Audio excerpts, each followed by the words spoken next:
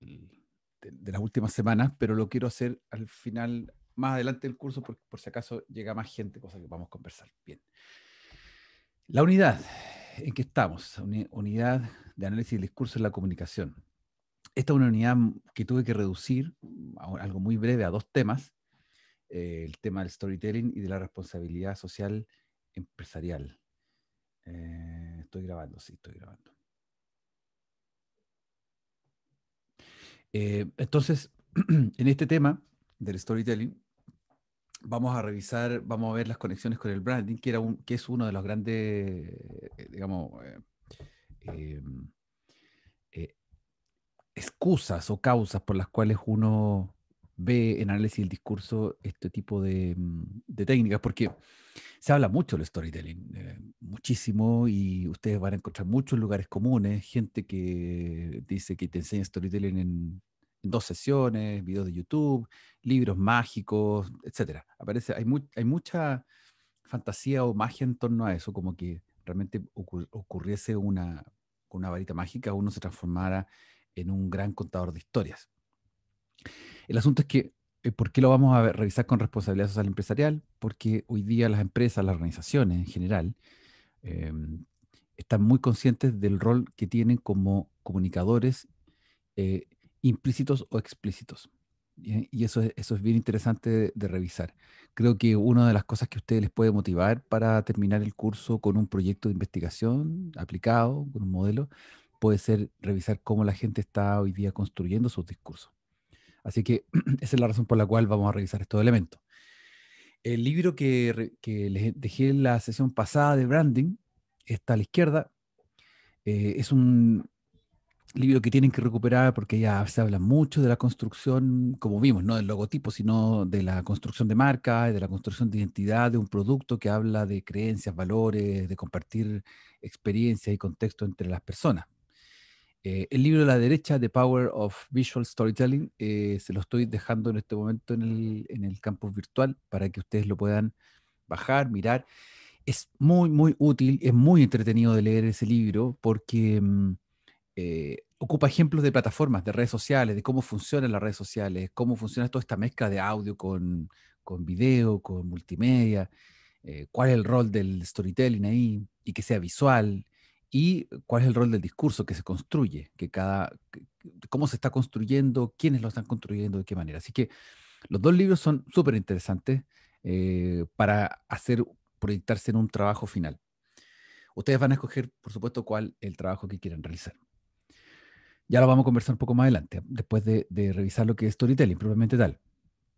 Pues bien, estos elementos tienen conexión, el branding con el storytelling. En este libro Power of Visual Storytelling, por ejemplo, hay una lámina, una diapo en que aparece este mono, este modelo, que la pirámide típica en marketing y eso de cómo los auditores, cómo las audiencias, cómo los consumidores, los clientes, llamémosle como quieran, se adentran en un viaje emocional, desde no conocer nada de un producto, una marca o de una experiencia, hasta ser fanáticos de lo más fanático que exista en el mundo. Y ustedes, creo que todos tenemos la experiencia de pasar, de que cosas que pasen por nuestra vista y pasan totalmente desapercibidas y nunca las vimos, o de llega un momento en que, oh, recién me vine a dar cuenta, pasó tanto tiempo y no me había dado cuenta de que este libro, esta película, o este producto,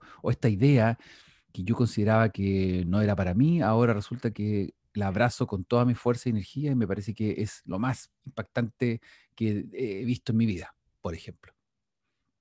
Creo que cada uno de ustedes puede pensar en algún ejemplo en su vida y les va a hacer sentido esto de pasar de como de la más completa ignorancia sobre un tema, idea, producto, experiencia, a ser ultra fanáticos de ese producto, idea, experiencia. Y que uno replica y le sigue gustando. Pero bueno, para llegar a eso hay algo, hay un mecanismo, hay una forma en que se tiene que armar todo este asunto, que pasa fundamentalmente por el hecho de que nosotros como seres humanos nos encantan las historias, las amamos profundamente y creemos en ellas, a veces de una manera enceguecida, otras veces de una manera muy crítica, otras veces abrazamos de a poco, otras veces detestamos, pero el ser humano no pasa indiferente a la historia. Y eso es una condición como sine qua non como de la estructura eh, neurocognitiva de los seres humanos. Pues bien, hablábamos hace unas clases atrás sobre el discurso multimodal, cómo el ser humano pasa de la tradición oral a la televisión. McLuhan nos decía cómo el mundo se había transformado. Este esquema me gusta mucho porque representa lo que hoy día somos como seres humanos. Nos gusta tanto la tradición oral, a la izquierda, como estar prendidos, metidos en la televisión. Hoy día llamémosle televisión YouTube u otra, en Internet, pero el concepto de televisión es el mismo, es básicamente, esencialmente el mismo. Pasando por la escritura, la fotografía, etcétera. El ser humano se impacta con la historia, entonces tenemos las cuatro, la endorfina, la dopamina, la oxitocina, la serotonina, las grandes cuatro, los cuatro grandes químicos de la felicidad, como dicen por ahí. Y cada uno de ellos tiene poderes mágicos. Estos sí son mágicos, entre comillas, porque la endorfina es la que nos produce a través del ejercicio el alivio. También cuando nosotros nos sentimos inspirados y sentimos que estamos, wow, motivados para empezar una semana, por ejemplo, hay endorfina ahí de por medio. Cuando estamos de buen humor, la serotonina aparece. La práctica del agradecer todos los días, estar consciente de que uno está bien, de que a pesar de todo va y ser optimista también y empatizar con los demás, es porque la oxitocina está dándose a conocer en este momento. O la dopamina cuando celebramos nuestros logros y nuestras recompensas. Es decir, nuestra química cerebral se articula mucho cuando tenemos buenas experiencias que están ligadas a momentos placenteros, donde hay una buena conversación, hay un discurso que me apasiona, hay una formulación de una idea que parece entretenida. Eso es el trasfondo del ser humano.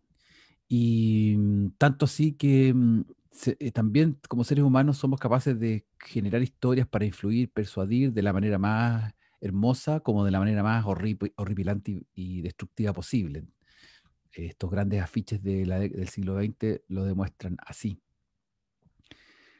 Eh, pues bien, los estudiosos del storytelling dicen, acá yo voy a resumir en una lámina un poco de qué se trata esto, que la manera en que nos conectamos con la gente no tiene que ver con un discurso estrictamente racional, tiene que ver con una intuición, con un insight que uno hace con la gente. Es por eso que lo más probable es que tengamos muy buenas experiencias de conversaciones con personas reales, ¿ya? Que están en nuestro entorno, gracias a que expresamos o entendemos cuáles son sus necesidades y deseos. O cuando nosotros nos sentimos que hemos sido interpretados en nuestros deseos, nuestras creencias. Oh, qué buena onda, me llevo muy bien con esta persona, porque sí, nos llevamos muy bien, es que conectamos muy rápido, porque pensamos igual. Uno dice, pienso igual. Ese pensar igual es porque hay algo de valores y creencias que están asentados en nuestra mente. Es por eso que eh, el storytelling surge como, como ahí pongo en el recuadro, como una nueva perspectiva más bien empresarial, organizacional, respecto a la relación simbólica que se produce entre la marca y el consumidor potencial. Esa es una manera de expresar el storytelling hoy día en el mundo de las comunicaciones masivas, que son comunicaciones realmente de segmentos, muy segmentadas, muy de nicho. Algunos piensan que el storytelling solamente es un elemento, es un recurso más para vender un producto y la verdad es que no es así. Tal vez está muy manoseado el concepto. Lo que hay detrás del storytelling es una búsqueda de conexión emocional, racional, pragmática, a tres niveles. Esto lo vimos, lo conversamos un poco con, si ustedes recuerdan, con Nancy Duarte cuando hablábamos de Resonate o Siteology. Eh, Así que no vamos a entrar tanto en detalle acá.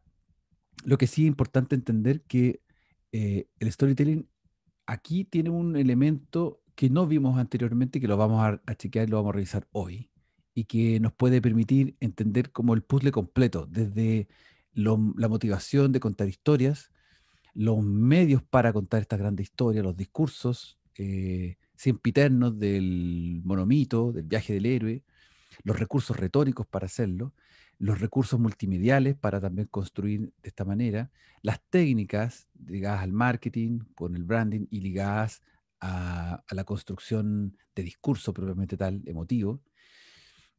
Hay otras cosas pendientes por ahí que ya voy a comentar, pero se empieza a armar un puzzle. Acá tenemos un discurso que está construido con esta técnica de storytelling y tiene una variante que la vamos a conversar, pero a partir de lo que ustedes experimenten como auditores de esta charla. ¿Ya? La charla se llama Los 3 mitos sobre el futuro del trabajo y por qué no son ciertas. Un título así, a simple vista, como bien vendedor, armado en torno a una gran pregunta. ¿Ya? Fíjense que la audiencia destinataria de esto podríamos ser nosotros. ¿Por qué? Porque somos personas que estamos preocupadas de la distribución de la riqueza en el mundo, no solo en Chile. Pensamos en grande, también en Chile. Pensamos en cómo nos va a ir el trabajo, cómo va a ser el mundo del trabajo, cómo vamos a insertarnos nosotros en el trabajo. ¿Vamos a tener trabajo o no? Bueno, todos esos elementos aparecen en esta charla y quiero que, no la vamos a ver entera, vamos a ver 2 segmentos. Quiero que lo experimenten como auditores. ¿Qué les parece como auditores esto que vamos a ver a continuación? ¿Se escucha, cierto? Automation anxiety Perfecto. has been spreading lately. Así como auditores nomás, así como, no, ni siquiera como analistas del discurso, así como auditores. ¿Qué les parece el discurso? ¿Cómo lo perciben? ¿Cuál es la emoción, la sensación con la que se quedan al escuchar desarrollar este tema de esta manera, etcétera? Una impresión así. ¿Qué les pasa con eso?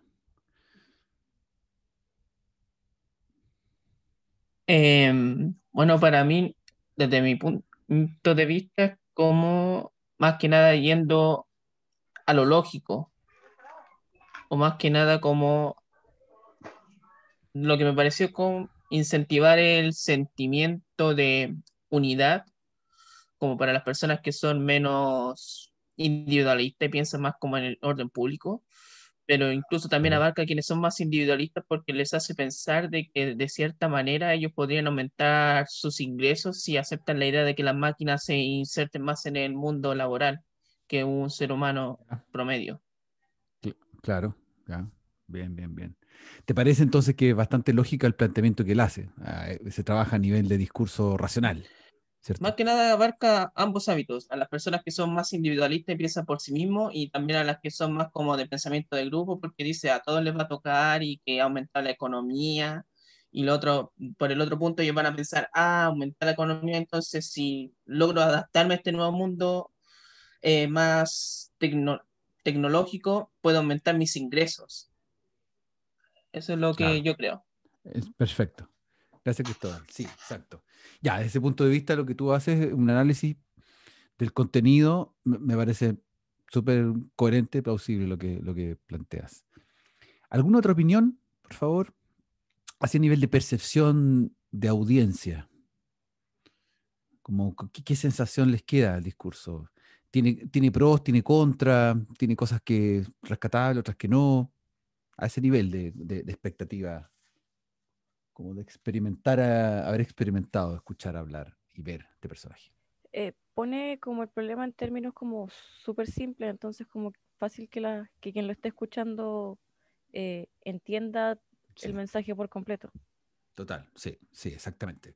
Hablando de cosas, netamente temas que finalmente son de economía, de política, de estrategias, etcétera, lo está planteando de una manera súper simple y el hecho de que agarre los dibujos de las tortas al inicio para explicar lo de la distribución de los ingresos per cápita, que ponga para hablar de la inteligencia, ponga 3 procesos distintos como que no tienen nada que ver entre sí y hable que sí tienen que ver, porque, etcétera, etcétera. Se plantea bastante lógico para cualquiera. ¿Hay algo que le falte a este discurso? ¿Algo que nos falte? Y ahora pensemos como espectadores, como posibles, como posible audiencia, target de audiencia. ¿Ah? Porque recuerden, el título habla sobre la distribución de la riqueza en el mundo, cómo eso afectaría nuestro trabajo, cómo nos vemos nosotros en este trabajo, en el mundo del trabajo, cómo va a ser el mundo del trabajo a corto plazo. Son temas que obviamente que nos pueden pegar. Por favor, comenten. Eh, bueno, para mí, para que alguien me convenza de que algo debo seguir un movimiento, pensar de cierta manera, yo siempre lo que busco es que me muestren datos reales. Ahí. Ya. Por ejemplo, él habló de hace cientos de años, tanto, pero si no me muestra datos, por último, no tiene que ir tan atrás. Por último, no sé, hace 20 años o 25 años, que me muestre datos reales como lo que él está proponiendo es verídico o no, porque Ya. si no, me parece simplemente que está vendiendo humo. Claro. Ya. Necesitamos datos. Necesitamos datos. Generalmente necesitamos datos. Bien. ¿Quién más? Ana, Fernanda. Parece que Fernanda tú ibas a decir algo. Sí, no sé, lo encontré un poco monótono para hablar. Ya, No bien, sé si bien, le bien. faltó como más expresión, no sé. Ya. Bien, bien, bien, bien. Sí, podríamos decir por un lado faltó la presentación, igual tiene algún apoyo de presentaciones, pero por otro lado le falta, está un poco monótono, puede ser un poco cansador, un poco aburridor, podría ser. Y eso es lo que también que yo quería que ustedes experimentaran, porque generalmente hay las charlas TED tienen una muy buena reputación y probablemente esta, porque si ustedes se fijan, la organización de la charla es de libro, es súper canónica en ese sentido. O sea, podemos aplicar todo lo que vimos al principio del curso, especialmente el manejo del número 3, que creo que está muy bien hecho, el manejo del número 3. Las explicaciones son, incluso maneja con el número 3, pone tres cosas, tres ejemplos. ¿Se fijan? O sea, no es casual eso, para nada. La estructura académica, muy habitual a lo que ustedes seguramente pueden haber escuchado en presentaciones de cursos con sus profesores, distintos profesores, en que se plantea un tema, se desarrolla, se dan ciertas alternativas, luego se va explorando cada una de ellas. Si la clase alcanza, se ve todo; si no alcanza, se queda algo pendiente. En general hay que tratar de que alcance todo. Ya, en ese sentido, tiene un check así para arriba, porque la charla en 15 minutos logra mostrar, ustedes la pueden ver después con atención, ¿ya? Paréntesis, no sé si les ha pasado que en algunos momentos cuando han revisado la clase hay videos que están cortados, y es porque tengo que hacer el recorte, porque si no, no lo puedo publicar, porque vienen con el copyright ahí encima, el ID content, los bots están ahí metidos entre medio para que no se monetice un video que no es de uno. Entonces, estos videos, por ejemplo, este video, por ejemplo, me lo van a cortar, así que en la clase después ustedes la van a tener cortada esa parte de los videos. ¿Qué le pondríamos? Como decía Fernanda, un poco más de chispa, un poco más de emoción. ¿Qué podríamos haber hecho para que esto funcionase así? Con un poquito más de chispa y emoción, porque los datos parece que están, o sea, Cristóbal dice, me faltan datos, sí, perfecto, pero el planteamiento academicista está, la base está, o sea, se podría mejorar con datos, tal vez con un par de imágenes más cautivantes, como lo dice el Carmen Galo en el libro de análisis de los discursos de Steve Jobs. ¿Qué podríamos ponernos aquí nosotros o sacarle? Quizá la manera en la que se expresa, porque por lo menos con los que hemos visto con los buenos oradores, uno se llega a conectar con Exacto. el orador, pero en este caso, como decía Fernanda, fue tan monótono que la verdad no enganché tanto. Entonces, por ejemplo, como dicen en el chat, que se pase por la audiencia, Claro. que hable de alguna manera más cercana, más Exacto, directa. exacto, exacto. A nosotros no nos llega el ejemplo de Gran Bretaña y la torta, por ejemplo. Nosotros la vemos como cultura general, entendemos lo que es una torta y la repartición, y suponemos que en Gran Bretaña pasó tal cosa, cual cosa, en cierto momento. Efectivamente. Y eso hace una distinción fundamental entre tener la captura de la audiencia por una atención más visceral que una atención más formal. Y eso es lo que no ocurre con las clases formales, por ejemplo, que se capta la atención porque hay una obligatoriedad de escuchar con atención una clase. Pero no necesariamente eso implica que la audiencia está capturada. Más aún, creo que hay una autocrítica súper fuerte para el tipo de discurso más academicista, como este tipo de discurso que vemos acá, es cuando uno dice, oye, tuve una hora de clase y no alcancé a ver nada, que es una típica queja de los profes que tenemos. Oye, una clase y no alcancé a ver nada, no alcancé a ver todo, no alcancé. Bueno, si tuve una hora de clase y no alcancé a ver nada, o estoy siendo muy exagerado, o quiere decir que algo falló en la planificación de la sesión, porque en una hora de clase algo tienes que ver, son 60 minutos, o sea, no es posible. Entonces, ahí algo pasa. Pues bien, el flujo del storytelling, en el sentido de de la orgánica que tiene que estar de atrás. No vamos a hablar de los pasos de la estructura de la historia, porque ustedes esa estructura de historia ya tienen harta información y hemos visto harto de eso. Sino más bien el flujo de la producción de ese storytelling, de cómo surge. Debería estar pensado en la audiencia. ¿Qué tipo de audiencia era? A lo mejor este orador lo que hizo tenía la audiencia súper cautivada y claramente la audiencia representaba un perfil bien estudiado, porque son las charlas TED, entonces lo más probable es que la haya tenido 100%. Pero si nosotros quisiéramos traducir comunicacionalmente esta charla a un contexto nuestro, tendríamos que repensar la audiencia. Tendríamos que también repensar qué busca la audiencia. Si nuestra audiencia, estudiantes egresados o por egresar, les interesaría escuchar sobre este tema y de qué manera. ¿Qué quiere escuchar la audiencia? ¿Qué historia calza con la audiencia? Lo que conversábamos. ¿Alguna historia que despierte la atención? ¿Qué plataforma o medio, hoy día es súper importante, voy a utilizar para llegar? ¿Y cómo voy a evaluar que la historia es exitosa? Que lo que se ha contado es exitoso. Esas son las claves. ¿Ya? 6 preguntas básicas fundamentales para poder estructurar el discurso. Hasta aquí no creo que no tenemos mucha novedad en términos de lo que hemos visto con anterioridad, pero el ejercicio nos sirve para evaluar lo que consideramos como un buen discurso estructuralmente, pero que aún le falta algo para que detone en nuestra conciencia, en nuestra mente, algo que nos permita amar esa historia, que nos permita concentrarnos. Y la pregunta que cae de cajón es, ¿dónde están esas historias que podrían articular estos discursos que pueden estar muy sesudamente o muy racionalmente pensados? ¿Cómo lo podríamos lograr? Bueno, hay algunos autores como esta autora, Bobette Buster, que tiene, ella no me conocía, pero en el mundo, por supuesto, latino no, pero ella es de las charlistas y autoras más interesantes porque explica los principios del storytelling y los explica de una manera no solo cercana, sino bien fundamentada.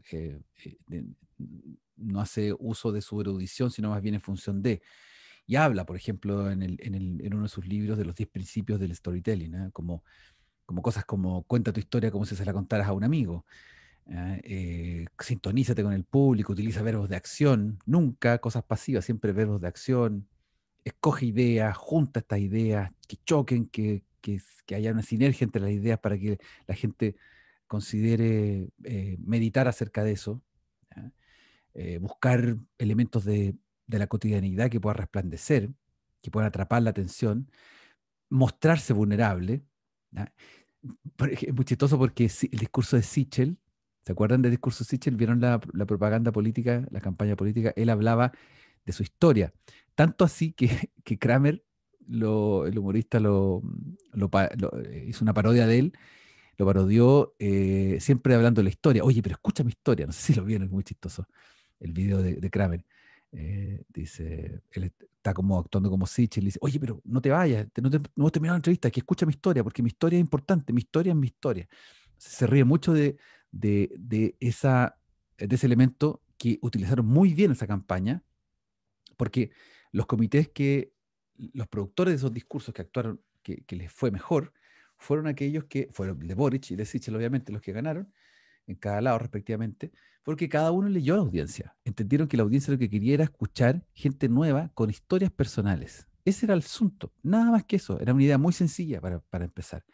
Los otros no, los otros trataron de... Ahí podríamos hacer un análisis interesante. Yo creo que también ustedes podrían hacer un análisis, tomar, por ejemplo, uno de estos relatos de las propagandas políticas y poder ver dónde está esa historia, cuál es el principio que gatilla. Porque hay un reportaje por ahí hace un par de semanas atrás que entrevistan a los 6 escritores, los 6 directores de las campañas y cómo ellos logran entender, Boric y el otro, el de Sichel, logran los dos entender a su audiencia, construir los discursos, y cómo los otros no logran entender a la audiencia. Por ejemplo, una de las grandes críticas que se le hizo a Lavín es haberse transformado en el presidente como alcalde. O sea, una muy mala metáfora, una muy mala imagen. Porque yo no quiero tener un presidente alcalde. Yo quiero un alcalde para mi alcaldía, para mi lugar donde yo vivo, pero yo no quiero tener un alcalde como presidente, quiero tener un presidente. Entonces, ahí hay ideas en el simbólico colectivo que no funcionaron. están instaladas de una forma u otra. Interesante sería ver lo que ustedes piensan al respecto, porque yo estoy hablando desde mi análisis, de lo que yo veo, reviso, de lo que evalúo también lo que es fracaso y victoria, entre comillas. Ustedes podrían hacer un análisis desde el punto de vista de su mirada como estudiantes de esta época y como votantes iniciales y futuros votantes de presidente, qué es lo que funciona y no funciona. Ahí ya les lancé una idea. Lo otro, esta es la técnica fundamental de la que se habla en el storytelling, que es el elevator pitch, que es una manera de construir el storytelling. ¿Ya? El elevator pitch también es una palabra, un concepto un poco manoseado porque viene del mundo anglo, y se ha ocupado mucho para retratar el discurso de presentación de un proyecto o emprendimiento ante potenciales clientes, accionistas, inversionistas, grupos de interés que puedan estar atentos a una idea. Cuando ustedes van a donde sus padres o padre, madre y le preguntan y le dicen necesito tanta cantidad de dinero para viajar de vacaciones porque hoy día no, en este momento bla, bla, bla, supongamos. Ya, eso usted tiene que convencer al prestamista, al financiamiento, tiene que buscar financiamiento. Cuando uno siempre lo hace desde niño, mamá, quiero comer un helado, ¿por qué? Porque uno inventa cualquier cosa para que la mamá le compre el helado. Ya, ahí estoy haciendo un elevator pitch, ya estoy entrenándome en esa técnica. Ya, esencialmente no es un discurso de venta, es más bien un discurso de asimilación de intereses entre uno y otro, de ponerse al lado del otro y viceversa, de lograr poner a alguien al lado del otro. Y es por eso que la figura o la imagen del elevator pitch es la viaje entre la planta 0 o la planta 1 al piso 10, 8, 5, el que sea, en un ascensor. Es el momento que yo tengo para convencer a alguien, decirle algo. ¿Cuántas veces hemos estado en un ascensor con una persona conocida o desconocida y hemos intercambiado un par de palabras? Y con ese par de palabras se ha hecho todo un mensaje. Además de los elementos pragmáticos, de lo no lingüístico, ahí está la conversación. ¿Ya? Bien, tal vez con esto nos vamos a graficar de una manera más clara qué es el elevator pitch. Como una forma, como una técnica y una aplicación directa de lo que es el storytelling. ¿Imaginas que un día entras en un ascensor y ahí está precisamente esa persona que puede ayudarte a financiar o lanzar tu proyecto? ¿Qué le dices mientras vais de la planta 0 a la planta 12? ¿Eres capaz de presentar la esencia de tu idea de una forma convincente? Esto es un elevator pitch. Tienes 20 segundos. ¿Sabes que el otro día mi madre no pudo recogerme al salir del instituto y tuve que coger el autobús? No. Vete al grano. Engánchale desde el principio. Dales unos datos impactantes. ¿Sabe usted que 6.000 niños cada día mueren por la falta de agua pura? El agua es un derecho universal y esta gente tiene que caminar 15 kilómetros cada día solo para obtener 20 litros de agua. ¿Sabes cuánto petróleo hace falta para hacer el maletín que tú llevas?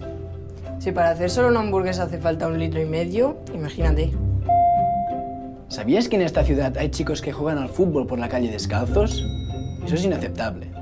Entonces, he pensado en crear el proyecto Cangura. No has pensado, lo has hecho. He creado el proyecto Cangura.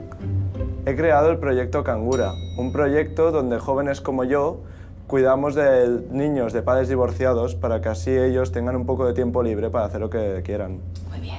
Y ahora, al grano, ¿qué quieres de él? Porque usted tiene dinero, ¿verdad? Un poco de contribución económica nos iría bien, bastante bien. Espera. Tienes que decirle para qué. Dile lo que vas a hacer con su ayuda. ¿Intentaremos construir pozos de agua limpia? No intentaremos. Lo vamos a hacer. Vamos a construir pozos de agua limpia para la población de Otfal. Necesitamos 2.000 euros para construir estos pozos y para que estos niños puedan beber. Él no te va a dar dinero aquí. Tu propósito es lograr verle de nuevo. Si quieres te doy mi teléfono y... No. Pídele su tarjeta. ¿Me podrías dar tu tarjeta y te llamo algún día de estos? No, algún día de estos no. Mañana. Le llamaré esta tarde si usted me puede dar su tarjeta y así podemos concretarlo todo. Muchas gracias. No se va a arrepentir.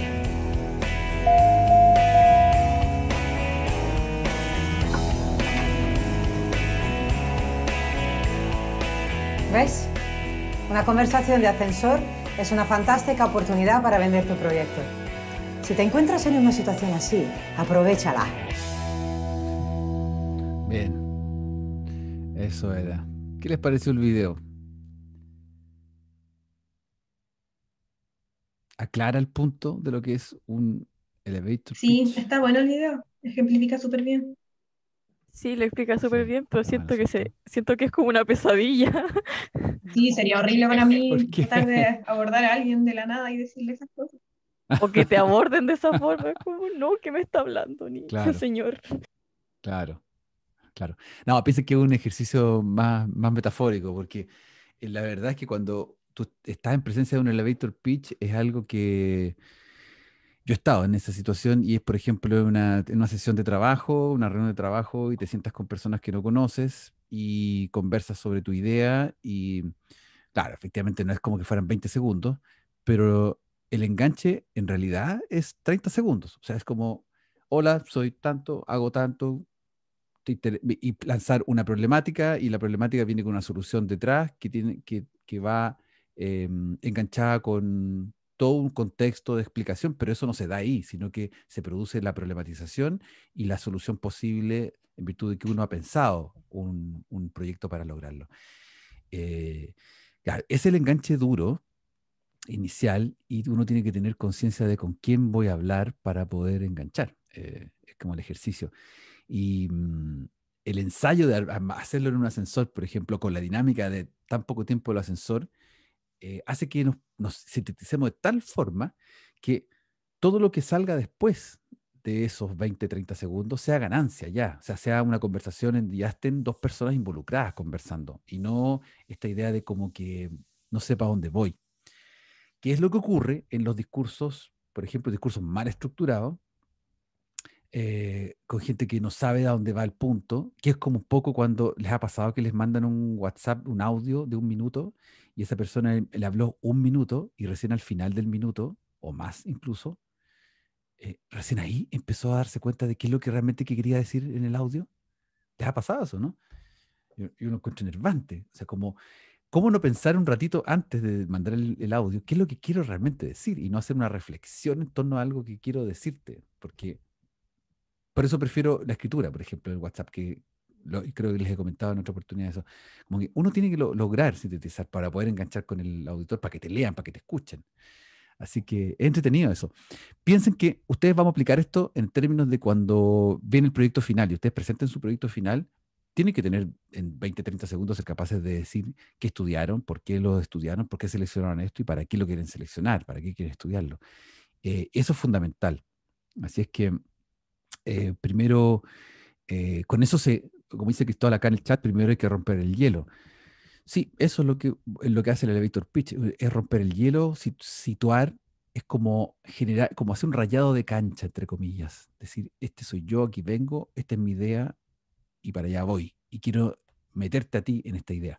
Así que no es solamente una venta de un proyecto para encontrar financiamiento monetario, es como el financiamiento, entre comillas, de la idea, de compartir un propósito y un sentido. ¿Ya? El storytelling, desde el punto de vista del elevator pitch, como herramienta, tiene un buen rato ya y nada raro que se encuentren, por ejemplo, con la Harvard Business School en su sitio web que publica artículos, revistas, videos, material para poder estudiarlo. La esencia del elevator pitch, según el biólogo molecular John Medina, está en que nosotros necesitamos encontrarle significado a las cosas antes que nada. Es por eso que cuando uno inicia una presentación, una clase, lo que sea, uno tiene que decir de qué se trata, para dónde va. Porque si no tengo ese significado antes de, es muy difícil entender para dónde voy.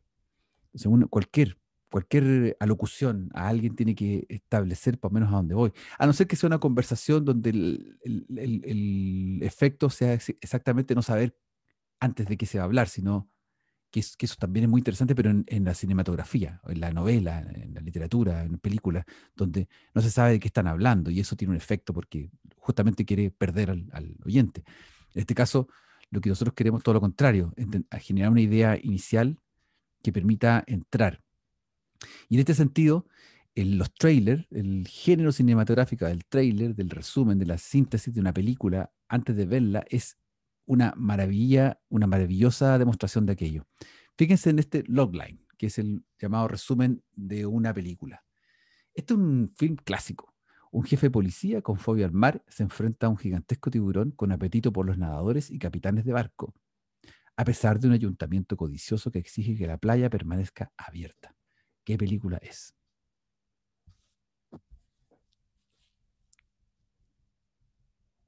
¿De qué color es el caballo blanco de Napoleón? ¿Tiburón? Tiburón, Tiburón. exactamente, tiburón. Primero pensé en Charnado, pero le faltaba... Te faltaba algo. Faltaba, te fijas, faltaba el tornado. No había tornado, sino que estaba el tiburón. Esa clásica del 75, Tiburón. Ustedes saben que esta es una de las películas que generó más miedo, más terror nocturno, inconsciente colectivo de los adolescentes de esa década. Le debe mucho a esta película, el terror nocturno. Me topé en Google, googleando esta foto, me topé una foto de un fotógrafo mexicano que le sacó una foto a un tiburón en el agua muy parecido a esta, y es terrorífica la foto. No sé qué es más terrorífica, esa foto o esta cosa, sensación.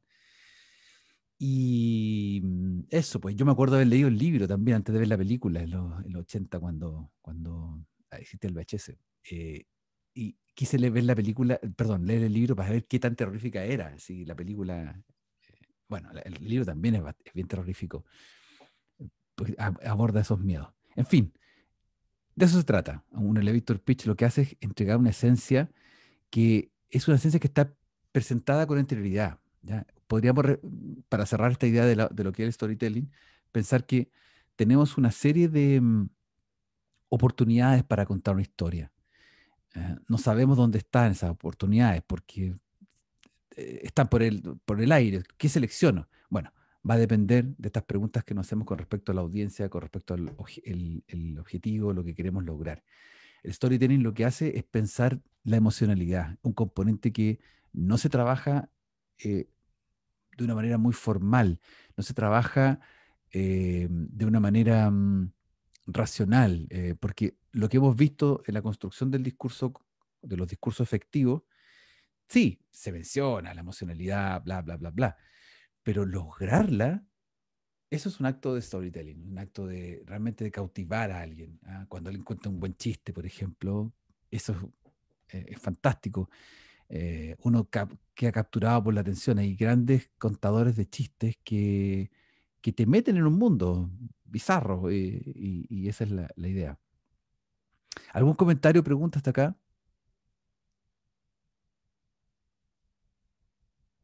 No, va bastante ¿No? claro. Súper. Bueno, aquí yo les dejo 2 links de gente, oradores que hablan sobre su aproximación al storytelling, para que lo revisen, más el libro que les dejo ahora en el campus virtual. Quiero preguntarles otra cosa con respecto a las fechas finales, que también es importante, por lo cual esta clase depende también de aquello. Nosotros tenemos por fecha, por compromiso, del 2 de agosto al 7 de agosto, una nueva semana de receso. ¿Ya? Las clases del semestre que nos quedan a nosotros son 3 semanas, incluyendo esta. O sea, tenemos 6 clases. Tenemos las 2 clases de esta semana, la de hoy día, que ya se está acabando, más la del viernes. Tenemos otras 4 clases restantes, que son las clases del lunes 9 y del viernes 13, que según la planificación ya no puede ser ultra más ajustada porque ya no hay más tiempo. Es que me parece que, o sea, y quiero hacer, porque ese era el compromiso desde el inicio de la planificación, en ese sentido no estamos tan mal, es que tengan ustedes 2 clases de preparación del proyecto. O sea, yo no voy a entregar más información ni contenido en esas clases.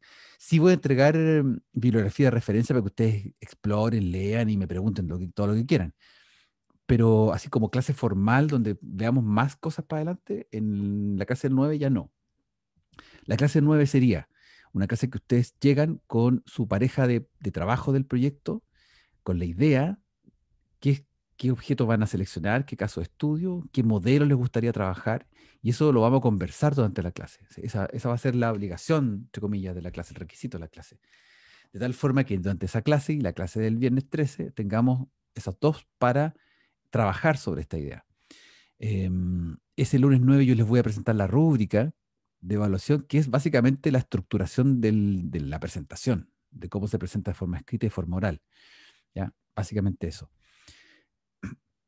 También vamos a revisar dudas. Por ejemplo, si ustedes me dicen que, o si las tienen antes, por supuesto me pueden escribir correo, me pueden hablar, no hay problema.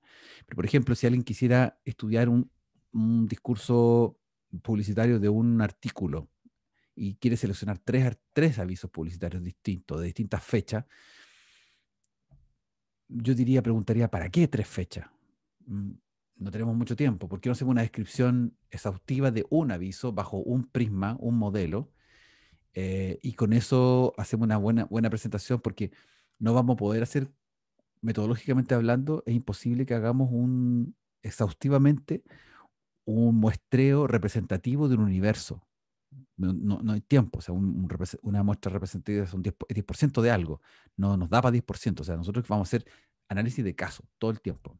Va a ser un proyecto de análisis de caso donde apliquemos un modelo. Pues bien, el viernes 13 haríamos un sorteo para que las clases del lunes 16 y 20 ustedes presenten sus proyectos. Distribuimos los tiempos, el orden, y ustedes presentan sus proyectos de tal forma que el viernes 20 yo ya tengo los resultados y puedo poner las notas, que es el día que se cierra todo, se cierra el semestre. O sea, en ese sentido, como no tenemos más tiempo, creo que es la mejor forma de que ustedes puedan trabajar durante esa primera semana en sus proyectos. Yo estoy acá para escucharlo y recibir y compartir cosas, y la siguiente semana resolver. Entonces, mi propuesta es, o sea, digamos, no solo por la clase del viernes que no la pudimos realizar, además porque como hay otras clases para atrás que no las pudimos hacer, me falta una instancia en que yo les pueda contar sobre la responsabilidad social empresarial, que es otro tema que a lo mejor les va a motivar a trabajar, puesto que tiene que ver con la construcción de discursos y hay una evaluación también que se hace al respecto, es bien interesante. Y también dejarles en la clase del viernes, dejarles también la bibliografía y más bien el enfoque de lo que es el análisis crítico del discurso desde la perspectiva de Van Dijk, donde hay ideología, racismo, discriminación y todos esos temas que se estudian desde el punto de vista del análisis del discurso. ¿Es posible que podamos recuperar este miércoles 28 a las 4 de la tarde la clase? Que tengamos esta instancia, pensando que ya la próxima semana no tenemos clase y que ya después nos metemos de lleno en la recta final del curso.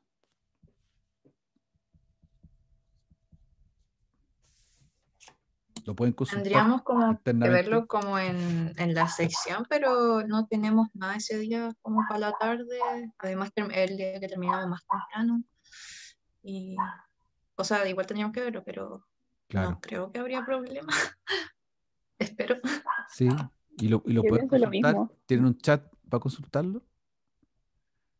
Sí, tenemos chat, pero no sé si podamos responder ahora. Quizás tendríamos que preguntar bien y ver si alguien tiene problema, aunque igual va a quedar grabado, supongo. Sí, pues todo esto queda grabado.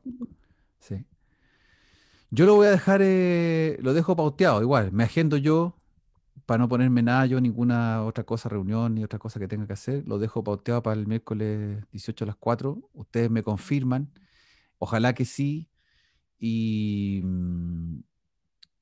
bueno, por último también yo les puedo dejar grabar la clase. Si es que, o sea, digamos, puede asistir el que pueda asistir en ese momento, que quiera, que pueda. Se hace la clase, 1 hora, queda grabado y con eso también ustedes tienen material para poder revisar, prometo no ser latero, y revisar todos los elementos para poder armar su proyecto.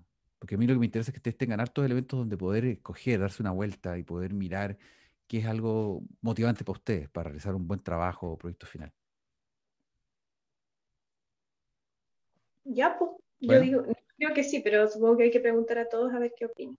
Bueno, me confirma entonces después por un correo. Eso es pues todo por hoy. Muchas gracias por Bueno, profe, muchas gracias a todo. usted. Bien. Profe. Natalia quiere hablar conmigo. Me quedo acá. Gracias. Todos pueden ya estar Profe, liberados. igual ¿Sí? le quiero preguntar algo cortito. Dígame. Es sobre, bueno, primero, con las fechas, ¿cuándo sería como la entrega oficial del proyecto final? La No fecha me tendría que quedó ser el claro. lunes 16. Ah, ya. Claro, esa fecha es la fecha final de todos. Ya, Y ok.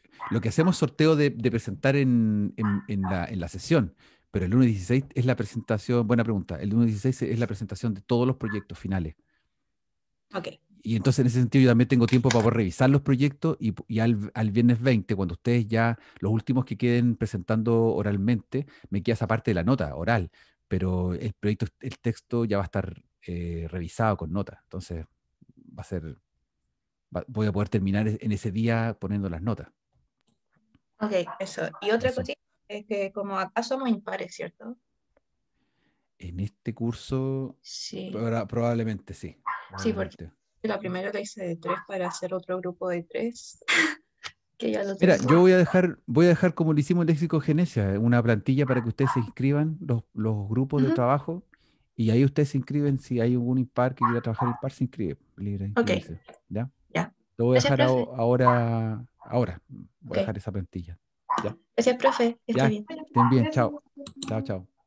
Chao, profe, gracias. Chao, que estén bien.